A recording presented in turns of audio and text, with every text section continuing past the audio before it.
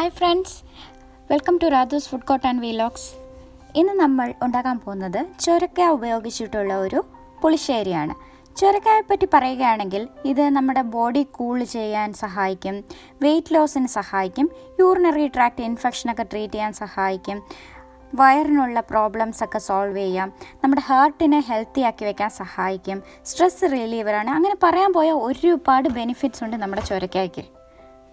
അപ്പോൾ ചൊരക്ക നമ്മൾ തോല് ചെത്തി നന്നായിട്ട് കട്ട് ചെയ്ത് അതിൻ്റെ നടുവിലത്തെ ഇതൊക്കെ എടുത്ത് മാറ്റിയിട്ട് വാഷ് ചെയ്തെടുത്തിട്ടുള്ളതാണിത്.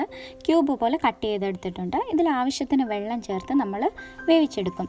ഇതിലൊരു 1/4 ടീസ്പൂൺ മഞ്ഞൾപ്പൊടിയും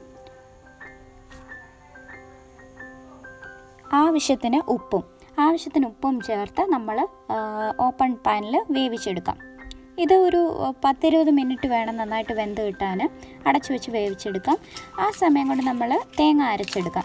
തേങ്ങ അരയ്ക്കാനായിട്ട് ആവശ്യത്തിന് തേങ്ങ എടുത്തിട്ടുണ്ട്, 3 ചുവന്ന വറ്റൽമുളക് എടുത്തിട്ടുണ്ട്, പിന്നെ കുറച്ച് ജീരകം, പിന്നെ എടുത്തിട്ടിരിക്കുന്നത് കുരുമുളകാണ്.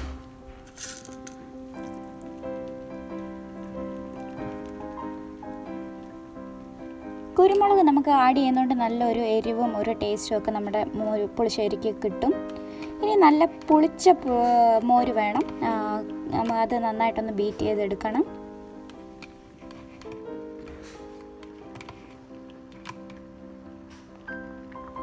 നമ്മുടെ ചൊരക്ക നന്നായിട്ട് വെന്ത് വന്നിട്ടുണ്ട്. ഇപ്പോൾ നമുക്ക് തേങ്ങ മിക്സിയിൽ അരച്ചെടുക്കാം. ചുവന്ന മുളകിൻ്റെ തണ്ടൊക്കെ എടുത്ത് മാറ്റിയിട്ട് നന്നായിട്ട് അരച്ചെടുക്കണം.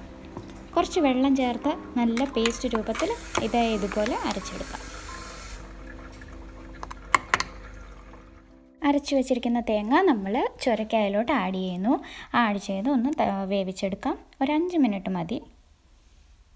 അപ്പോഴേക്കും നമുക്ക് പുളിച്ച മോര് ആഡ് ചെയ്ത് കൊടുക്കാം. മോര് ആഡ് ചെയ്യുമ്പോൾ പ്രത്യേകം ശ്രദ്ധിക്കണം, ലോ ഫ്ലെയിമിൽ ആഡ് ചെയ്യാവൂ. കുറേശ്ശെ തൈര് ആഡ് ചെയ്ത് കൊടുക്കുന്നുണ്ട്. ഇളക്കി കൊടുത്തോളൂ. ഞാൻ പിരിഞ്ഞു പോകാതിരിക്കാൻ വേണ്ടി താഴെ ഇറക്കി വെച്ചിട്ടാണ് തൈര് ആഡ് ചെയ്ത് കൊടുത്തത്.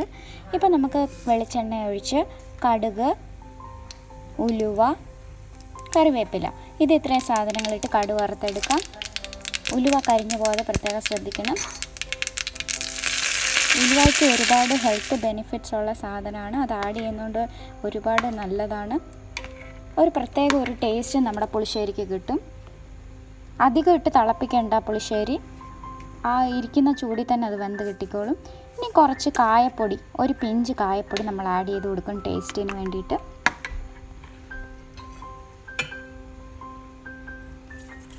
ഇനി നമുക്ക് കടുക് വറുത്തത് ചേർത്ത് കൊടുക്കാം.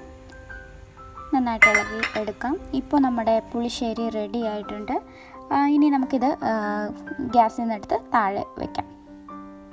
അപ്പോൾ ഇത് എൻജോയ് ചെയ്യണം. ഇതൊരു വെറൈറ്റി കറിയാണ്. എല്ലാവരും ഉണ്ടാക്കി നോക്കിയിട്ട് അഭിപ്രായം അറിയിക്കണം. Thank you for watching Radhu's food court.